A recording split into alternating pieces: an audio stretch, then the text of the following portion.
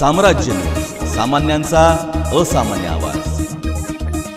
शुक्रवारपासून तैलाभिषेकाने सिद्धेश्वर यात्रेस प्रारंभ होत आहे। सलग 3 दिवस चालणाऱ्या या सिद्धेश्वर यात्रेमध्ये पहिल्या दिवशी अभिषेक, दुसऱ्या दिवशी अक्षता सोहळा, होम हवन आणि पारंपरिक पद्धतीने भाकणूक विधीने यात्रेचा समारोप केला जातो। या दरम्यान विधिवत पूजा करण्यासाठी लागणारे पूजेचे साहित्य, अक्षता सोहळ्यासाठी लागणारे खण, नारळ, मणी, मंगळसूत्र आदींसह वैदिक शास्त्रानुसार निश्चित केलेल्या विधी साहित्य पुजारी आणि मानकऱ्यांपर्यंत पोहोचवण्याचे काम थोबडे घराण्याकडे आहे। श्री थोबडे यांच्या घरात परंपरेनुसार आम्ही पूजे साहित्य, मानकरी लोकांचं पूजा सामान हे सर्व याच घरातून आम्ही जवळजवळ 50 वर्ष इथून आम्ही पूजा साहित्य देत आलेलो आहोत, देवस्थानमार्फत देत आलेलो आहोत। आणि जे साहित्य लागणारे साहित्य म्हणजे वन औषधी, किराणा भुसार माल, पान, सुपारी, गूळ, खोबरं आणि खारीक, बदाम हे सर्व साहित्य, पूजा साहित्य आणि होम दिवेला लागणारे साहित्य म्हणजे खण, रेशमी कापड आणि तूप, मणिमंगळसूत्र, सोनाराकडून जे मणिमंगळसूत्र दिलं जातं आहे ते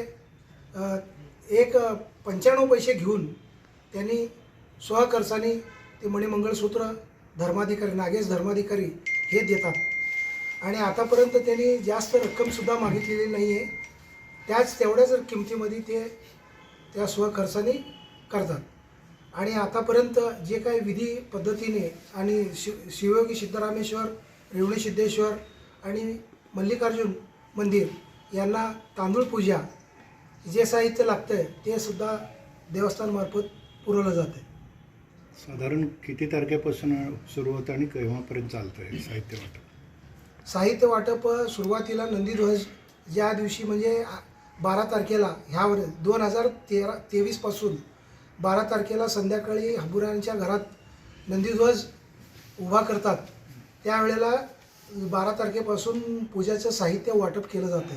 ते साधारण कप्पडकळी म्हणजे 17 तारखेपर्यंत मल्लिकार्जुन मंदिरात कप्पडकळीचा कार्यक्रम पूर्ण केलं जातं। तिथवर आम्ही पूजाचे साहित्य जे काय लागणारे साहित्य आहेत ते आम्ही ह्या घरातूनच पुरवठा करतो। किती प्रकारचं साहित्य असतं अंदाजे? गुरुवारी थोबडे यांच्या वाड्यात थोबडे घराण्याचे प्रमुख ॲडव्होकेट मिलिंद थोबडे, सिद्धेश थोबडे यांच्या प्रमुख उपस्थितीत पूजा साहित्याचे वाटप करण्यात आले, अशी माहिती सिद्धेश थोबडे यांनी दिली। वैदिक पूजेसाठी लागणारे साहित्य थोडे घराकडून दिले जाते, अशी माहितीही यावेळेस देण्यात आली।